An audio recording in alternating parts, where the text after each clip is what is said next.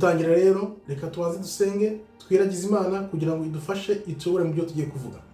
Imana mwami ushobora byose, tuje imbere ya mwami duciye bugufi Imana mwami, twihana ibyaha byacu Imana mwami kugira ngo dukomeze twumvire inzira za Imana mwami, twubahe ubwami bwa Imana mwami, turakwinginze Imana mwami, tubere urumuri mu byo tugiye gukora byose Imana mwami, kandi uduhe kugira igitinyiro cya Imana mwami.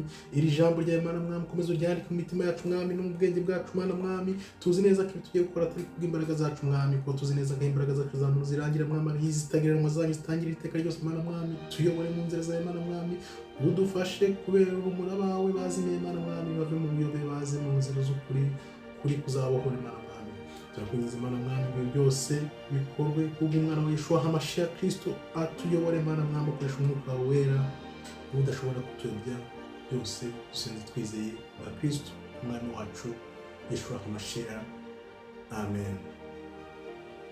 Uyu munsi rero nk'uko mubibona tugiye gusoma mu gitabo nanditse amagambo 1000 yagufasha gusigasira ubugingo bwawe uko nakijijwe n'ukwizera. Ntiwihebe rero ibintu bitagenda neza, ntiwihebe, komera, wihangane, wizere Imana, kuko Imana niyo ifite ijambo rya nyuma ku buzima bwawe, ntihazagire ibigutera ubwoba. Ibi rero bikaba ari nk'ubuhamya nagiye nandika uko Imana yabanye nanjye ikagendana nanjye, amagambo narabonaga nkayandika akansubizamo icyizere, akansubizamo kwihangana kugeza sinze ibigeragezo byose nanyuragamo. Nimba uyu munsi ufite igeragezo unyuramo wikiheba. Uyu munsi rero nk'uko mubibona tukaba tutagiye gusoma mu bitabo byavanywe muri Bibiliya, tugiye gusoma ahubwo mu gitabo nahawe nanditse. Nk'uko mbivuga, kwandika ibitabo byose ntabwo bingira umuhanuzi, nubwo iby'Imana byose yaginyereka bigenda bisoza kwihangana kwanjye, uko Imana yambwiye ikambwira ati hangane nzagushoboza, byose bikaba byarasohoye, ntabwo bingira umuhanuzi. Katwinjiye muri iki gitabo rero nzagenda mbasomera amagambo amwe n'amwe nk'atatatu. Noneho nimba wari mu nzira wenda zishaka gucika intege cyangwa kwitera icyizere, bigusubizemo imbaraga nawuze dukora ubwami bw'umwami wacu Kristo, byose nk'uko byanditse tukaba tuzanisha nitwihangana kugeza ku munota wa nyuma. Dore rero amwe mu magambo 1000 yagufasha gusigasira ubugingo bwawe ngiye kubasangiza uyu munsi, uko nakijijwe n'ukwizera, Imana ikampa agakiza nta ringa akwiriye. Iyo umutima wawe usukuye, Imana izagutoza guhitamo icyiza cyangwa ikibi. Gira umutima usukuye kuko Imana izagufasha guhitamo icyiza n'ikibi. Umugabo cyangwa umugore w'umunyabwenge bihambira ku ijambo ry'Imana, bakagira igitinyiro cy'Imana, bagomba kwizera Kristo byimbitse, ibihe bikomeye biraje birakomanga, benshi bazatsindwa. Fata ubuzima bwawe mu biganza byawe, ubusobanuro ukoresheje ijambo ry'Imana, none ubwawe umenye icyo ubuzima bwawe busobanuye. Imana igiye gukubura isi kubera ibizira byugarije isi, bizaba uko mu bihe bya Nowa byari bimeze. Kanguka byuka yewe umuntu ugisinziriye utazi ibintu biva niyo bigana. Agakiza karacyahari kandi karacyari ubuntu. Umuryango w'agakiza ni wifunga, amarira ntazavuga ko kuza kwa Kristo ari ikinyoma. Shakisha agakiza bigishoboka. Njya mvuga nti shaka agakiza utarapfa, kuko numara gupfa bizaba birangiye, nta kuzaba ukibonye. Wibuke ko amarira icyo gihe amwe avuga ngo kuza kwa Kristo ngo ni ibinyoma, ayo marira ntabwo azaba akivuga ko kuza kwa Kristo ari ibinyoma. Ni koko imyaka ibaye myinshi cyane, ntibibaye ejo, uyu munsi, icyumweru, umwaka se, imyaka 100, imyaka 1000, none dore imyaka 2024 irashize. Ibaze nawe, benshi bari kwiheba bitera icyizere. Nizeye ko utari umwe muri abo. Ihangane, umenye neza ko imvura iraje. Ugira ubwenge yewe muntu, gira inyurabwenge, kuko imvura iraje. Imvura itameze nk'iyo tumenyereye, imvura nk'iyo tudasanzwe tuzi. Imvura iraje, itegure ukanguke, ujye mu nzira z'Imana.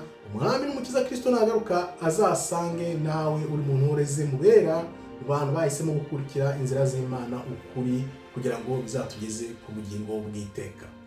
Uyu munsi rero nk'uko nabibabwiye, tukaba tugiye gusoma mu gitabo amagambo 1000 yagufasha gusigasira ubugingo bwawe uko nakijijwe n'ukwizera.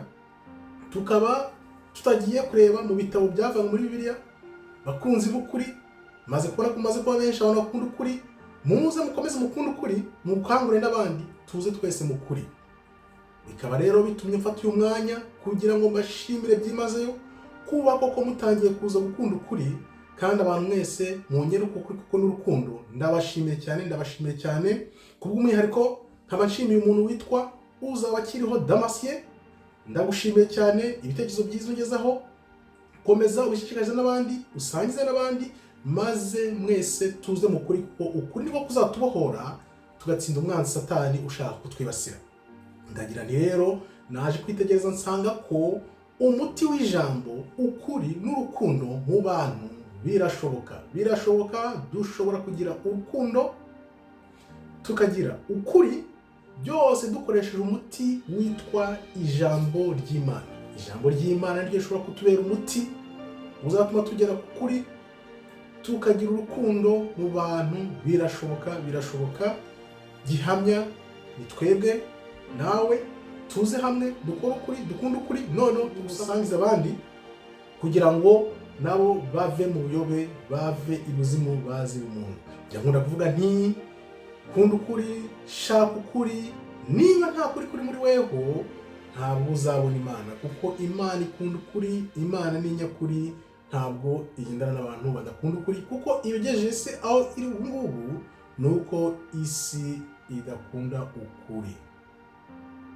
Niyo mpamvu rero reka dusome ijambo ry'Imana twifashishije hano kugira ngo turebe ko uko kuri kuko tukurikiza. Abaroma 12:1, nuko bene data ndabinginga kubw'imbabazi z'Imana ngo mutange imibiri yanyu ibi bitambo bizima byera bishimwa n'Imana, ariko kuyikorera kwanyu gukwiriye. Imibiri yanyu reka ibitambo bizima byera bishimwa n'Imana bibe kuyikorera kwanyu gukwiriye.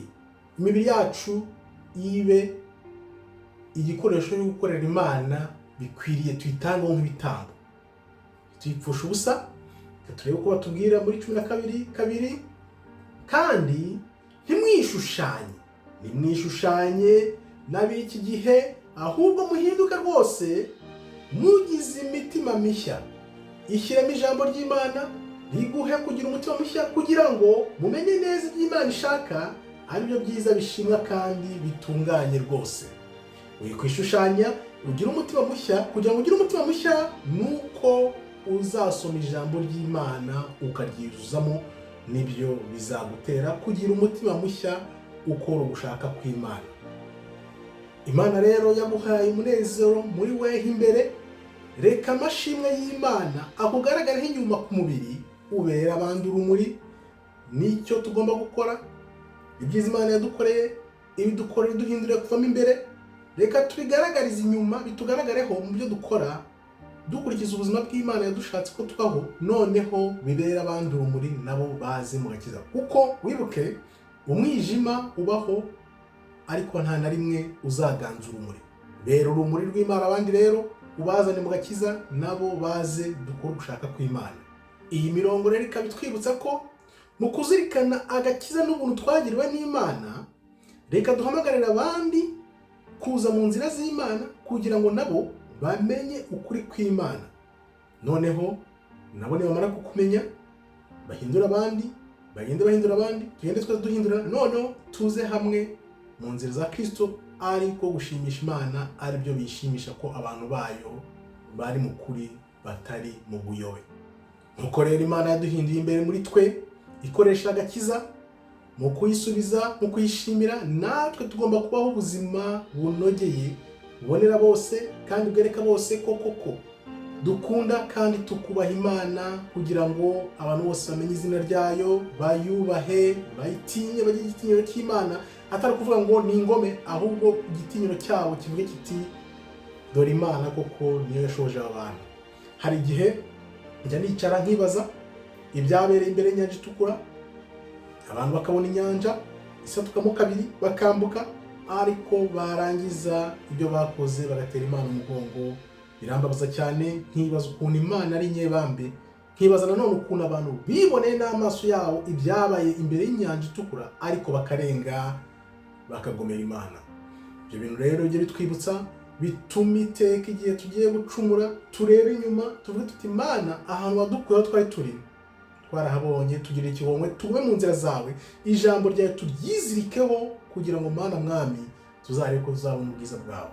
Komera rero ku ijambo ry'Imana, ushishikariza abandi, ubeho ubuzima buboneye kugira ngo nawe ubere abandi benshi urumuri. Niyo mpamvu turi hano. Ujya wibaza impamvu uri hano se ku isi? Ugomba kubera abandi urumuri, kandi nanone ukagomba gusoza umugambi wa nyuma w'Imana nyuma y'ubuzima, kuko nituba muri uyu buzima hari ubundi buzima buzakurikira. Ubwo buzima tuzabwisangamo gute? Ezo uzaba warakoze gushaka kw'Imana, cyangwa se ahubwo uzasanga waratatiye Imana. Witatira Imana rero, ngwino mu kuri, dushakishe ukuri, dukunde ukuri, dusangize abandi ukuri, kugira ngo ukuri kuzabohore benshi baboshywe n'ingoma n'ingoyi y'ikinyoma. Nibyo koko iyi si turiho irarambiwe kandi irarushye, n'abayiriho bose nuko kubera ko yangijwe. Ariko rero ndagusabye muntu wikwitera icyizere, komera ku ijambo ry'Imana, ku rukundo rw'Imana, kuko uramutse witereye icyizere niryo kosa rikomeye wakoze ry'ubuzima bwawe, kandi wazabyicuza iteka. Wikwitera icyizere rero, isubizemo kwihangana, kwizera, kuko Imana izagufasha. Dore umuti rero, dore ibanga ni iri.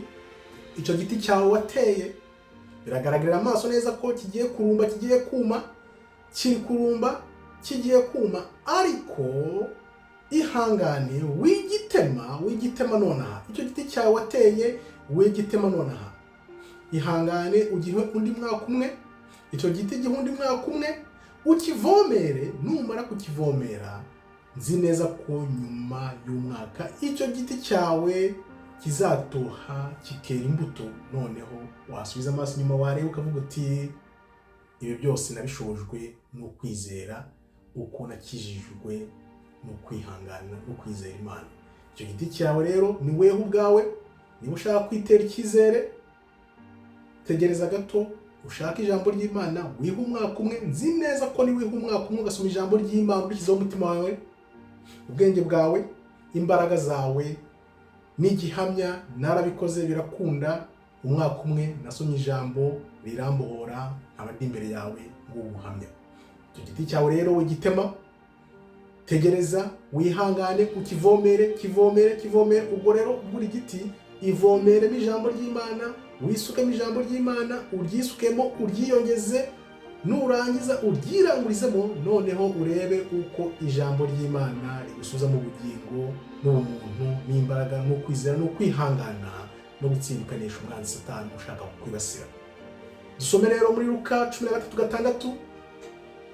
Kandi abacira uyu mugani, uwo ni Kristo wabaciraga uyu mugani, ati hariho umuntu wateye umutini mu ruzabibu rwe, bukeye araza awushakaho imbuto arazibura. Umuntu yateye umuzabibu we, umutini awutera mu ruzabibu, bukeye araza awushakaho imbuto arazibura. Icya giti nakubwiye rero, wihangane, reka turebe ko byagenze. Muri Luka 13:7 abwira umuhinzi ati dore none uyu mwaka ni uwa gatatu nza gushaka imbuto kuri uyu mutini sinzibone. Uwuce urakomeza kunyunyuriza iki ubutaka. Urumva, uwo mutini uca uvaneho, wikomeza no kunyunyuriza ubutaka, kuko ntacyo umaze, uri kuma, uri kurumba. Dukomeze twumve uko byagenze. Noneho muri Luka 13:8-9 nawe aramusubiza ati databuja, uwureke uyu mwaka nawo mwuhire, mwe n'ifumbire, ahari nyuma wakwera imbuto. Cyakora nutera uzawuca. Nawe rero wikwitera icyizere, ivomere nk'uko nakubwiye, witeremo ibyiringiro, noneho ifumbire wivomerere, byose ubikoreshe ijambo ry'Imana. None uvuga uti wizere, singuci nonaha, kuko byanze bikunze nyuma y'umwaka ushobora kuzera imbuto. Nyuma y'umwaka usoma ijambo, hari video nakoze yerekana uko wasoma Bibiliya neza. Uyishake usome ijambo ry'Imana umwaka umwe, nubona nta kintu kiguhindutseho kigwanisha inzira z'Imana, uzamfate ko ndi umunyabinyoma, cyangwa se uzaza umbwire dore byanze, tuzagushaka izindi nzira noneho zizagufasha. uyu mugani rero uratugaragariza ukwitonda, ukwizera n'ukwihangana. Bigutera umwete n'ishema ryo kwizera. Igirira icyizere mbere yo kwitera icyizere. Bigutera umwete wo gutegereza, utegereze mbere yo kwitera icyizere. Reka nitange urugero nanone. Hari igihe koko nari nkwiriye agakiza, nkwiriye kwivomeramo ijambo ry'Imana, noneho ndireba ndavuga nti nikorera iki? Naravuze Mana nyobora, Mana nyobora, sinshoboye. Nuko rero Imana yanyoboye mu ijambo ryayo. Imana imaze kumpa ijambo ryayo, nanjye koko ndyivomereramo koko ku bwinshi. Nuko nivomeremo ijambo ndyivomeramo, ndyirangurizamo, noneho kubw'ubuntu bw'Imana rya jambo rimvana ibuzimu rinzanira umuntu. Iryo jambo ry'Imana niryo ryambatuye rimvana ku ngoyi, kuko ryanyeretse ukuri. Kuko uko ugenda usoma ijambo ry'Imana buhoro nibwo ugenda wibaza niba warabagaho cyangwa se utarabagaho. Naricaye rero ndatekereza, ndavuga nti giti kuri kuma, giti kushaje, giti kurumbye. Ndibwira nti giti shibuka ushibukire mu ijambo ry'Imana. Nuko rero nihaye umwaka wose nsoma Bibiliya. Nafashe umwaka wose nsoma Bibiliya kuva ku itangiriro kugera ku byahishuwe, nyiga nyishyizeho umutima koko, ubwenge bwanjye bwose n'imbaraga zanjye zose, ariko mfashijwe na Mwuka Wera. Mwuka Wera yabanye nanjye, turagendana, aramfasha, niga ijambo ry'Imana, ndaryiga. Ndibwira nti giti shibuka koko, ubera abandi urumuri, babone ko Imana koko ibaho. Nuko rero nivomeyemo ijambo, ndyivomeramo, nza gushibuka, mba cya giti cyashibutse. Nanone nkaba ndi imbere yawe nkwereka ko ibyo ijambo ry'Imana rivuga n'ukuri, kandi uko kuri kuraje noneho kugaragarira amaso, atari ukubisoma mu gitabo gusa. Ibihe byahanuwe by'iminsi ya nyuma, kuko ntabwo nshobora kuvuga ijambo ry'Imana navuze ku minsi ya nyuma, biraje bigaragarira wese. Uri ku ruhande rwa Satani azagaragara, uri ku ruhande rw'Imana agaragare. Kanguka rero ufate iryo jambo ry'Imana, uryimenemo ryose, uryirangurizemo. Ubwo njya mvuga nkabaza abantu ufite imyaka 20, 30, 40, 70, 80 yewe n'ijana. Ese wafashe umwaka umwe gusoma ijambo ry'Imana, ko kumenya Imana, umenye impamvu uri hano, umenye icyo Imana igushakaho, ibintu byinshi wahishwe kera na kare, bishakishe ubimenye. Noneho nibwo uzagira umujinya uvuga uti ese nabagaho. Nawe wigira umujinya, ariko umujinya umwe uzakuzana mu ijambo ry'Imana, ubishakishe koko n'imbaraga zose. Nanjye maze gusoma Bibiliya imirongo ya mbere, igitabo cya mbere, nibwo nagize amatsiko. Uko ugenda usoma ijambo ry'Imana utarigeze urisoma, Imana ikwereka wa muyoboro, wa murongo ugomba gukurikira. Ntabwo wongera kureba inyuma, kuko uba umaze kumenya ibanga ry'ubuzima. Niryo banga. Niyo mpamvu mu nsengero bakujyana imbere bakakubwira ibyo bagusomeye. Biriya bintu ntabwo biba ari ibyawe, biba ari ibyabo. Shaka ijambo ry'Imana, uryisomere ubwawe, uryiyuzuzemo, uryibikemo. Niba urugiye no kurumba, niba urugiye no kuma, uzashibuka byanze bikunze. Iyo ni gihamya nakwizereza, kakubwira nti byanze bikunze uzashibuka, kuko ijambo ry'Imana rizahoraho, rizatsinda. Uko ryari riri, uko ryahoze, uko riri, nuko rizahoraho iteka ryose. Ibintu byose bizahita, ariko ijambo ry'Imana rizahoraho iteka. Dore irindi banga rero utajya ubwirwa. Ubuzima bwawe ufite muri weho bw'umubiri ni iri jambo ry'Imana ryanditse mu gitabo, ariko kuko utabizi ntabwo ufatira ijambo ngo uryivomeremo. Ko nuryivomeramo kandi iryo jambo rizabaho rigahoraho iteka ryose, nawe uzahorana jambo, kuko muzaba mubaye umwe.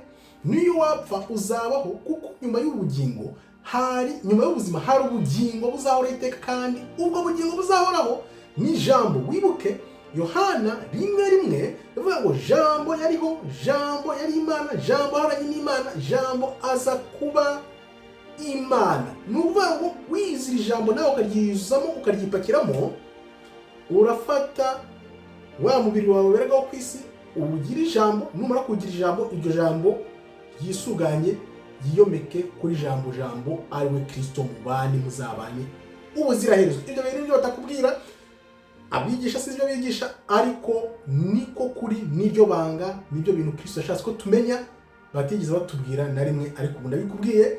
Shishikara rero ushaka gusoma ijambo uryiyuzuzemo kugira ngo Mwuka Wera nawe abane nawe, noneho akuyobore muri izo nzira zizaganisha kuri Kristo mu kabumwe, ukoresheje ijambo ry'Imana ushibuke bidasubirwaho. Dukomeze rero dusoma igitabo nanditse, amagambo 1000 yagufasha gusigasira ubugingo bwawe, uko nakijijwe n'ukwizera. Iki gitabo nkwibutse ko nacyanditse ubwo nakiraga agakiza, amagambo yanzagaho umunsi ku munsi, nkayandika akoreshaga Facebook, nandika nsangiza abantu bakagira banabona narayobye ndi muyobe, ariko nabaga nandika igitabo.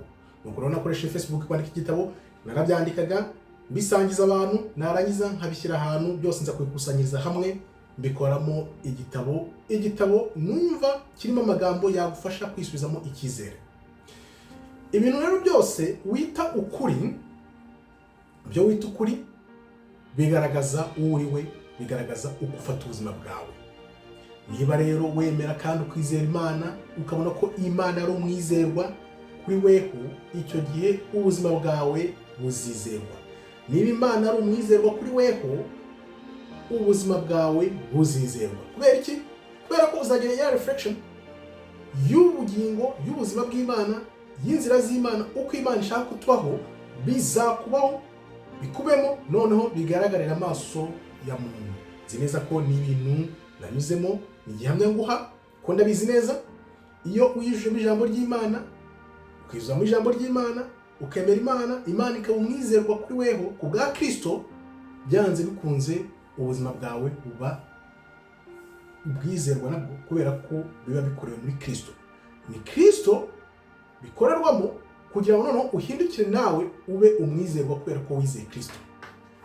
Dusome rero Abakorinto ba 2:5-17.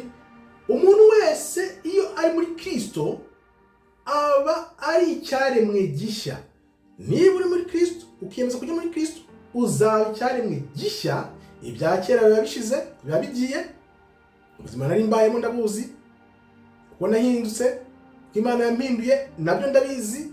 Dore byose biba bihindutse bishya, byose biba bihindutse bishya. Iby'amayoga, ibyaha byose wakoraga urabyanga imaze gusoma ijambo ry'Imana. Ijambo ry'Imana riraguhindura, ni gihamya, cyangwa se ni wumva utanabyemera ushaka abantu banzi kera ndi mu mayoga, ni mu bintu bibi nk'ibyo. Naravuze Imana, ndatsinzwe, ndemeye, nyobora inzira zawe, kandi ni ibintu nishimiye. Ubuzima bwanjye bwarahindutse pe, burahinduka pe, mba ikiremwa gishya. Hari n'indirimbo nabikozemo, uze kuyireba indirimbo y'agakiza kanjye, ujye muhango uyirebe, byerekana neza ko koko iki jambo ry'Imana rivuga ari ukuri nyakuri. Reka dukomeze rero turebe Abakorinto ba 2:5-18. Ariko ibyo byose bituruka ku Mana yiyunze natwe. Byose bituruka ku Mana yiyunze natwe ku bwa Kristo. Kristo niwe byose bikorerwamo. Ya Mana yavuze iti, abantu reka baye Kristo. Kristo araza ariyemeza aravuga ati, ndaje kugira ngo mbunge n'Imana. Byose bikorwa muri Kristo, ikaduha umurimo wo kwiyunga n'abandi. So umurimo wacu, icyo tugomba gukora, tugomba kubera Imana urumuri, tukunga abandi bantu n'Imana. Niwo murimo wacu, kunga abandi bantu n'Imana, atari ibya 10, atari iby'isi, amamodoka, amazu. Urabibona? Nuvuga ko mu nsengero ntabwo bakora gushaka kw'Imana, uko nabivuga. Niba batabwira abantu tuje kugira ngo mwiyunge n'Imana, kwiyunga n'Imana nicyo kintu tugomba gukorera abantu, kugira ngo tubasangirize ijambo byatubayeho, ko twabisohotsemo, icyadushoboje, uko Kristo yatwunze n'Imana, natwe nano tukaba dufite umurimo wo kunga Imana n'abo bantu bose tugomba kubera urumuri. Niryo banga, niyo gahunda, niyo mpamvu turi hano. Imana idugirira ubuntu kugira ngo tuyunge abantu bandi bayobye ari mu buyobe, tubabere urumuri, tubunge n'Imana.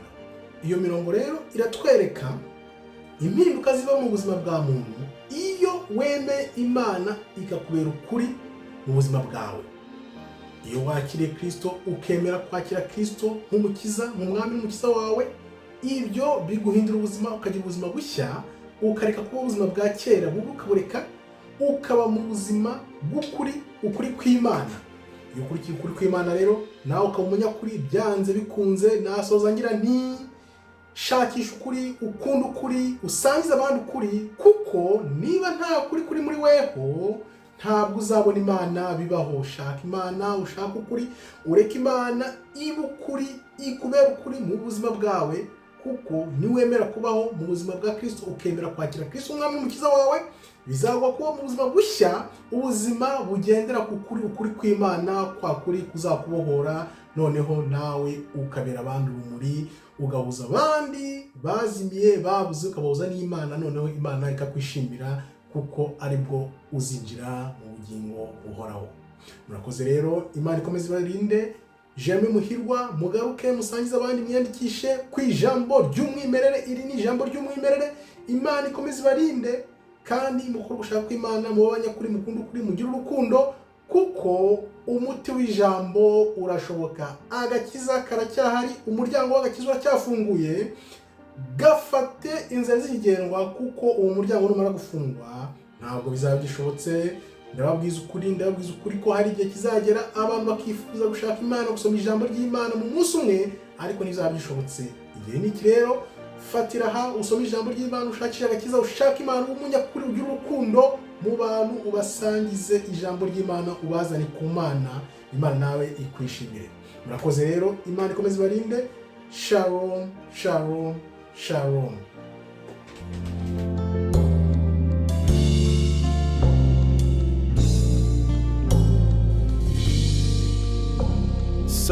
Salvation is my best gift ever.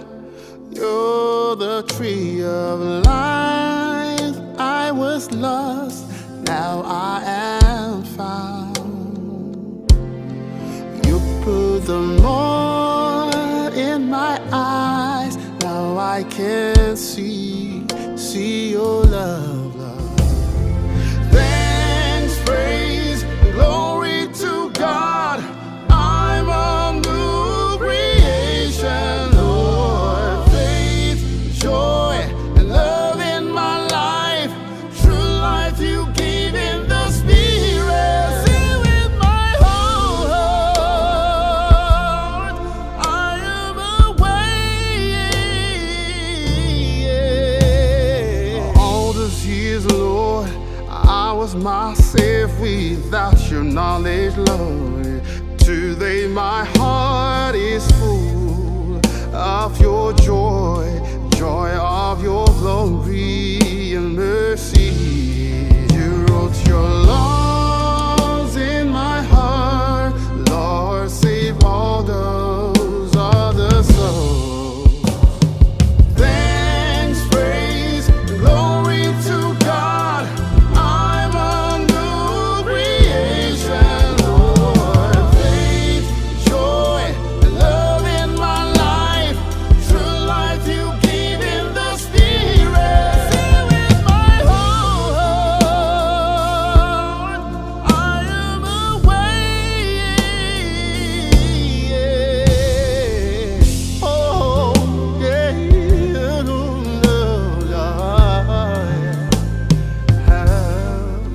Lord, I saw your hand I recognize. It was your voice that I heard and listened to. I received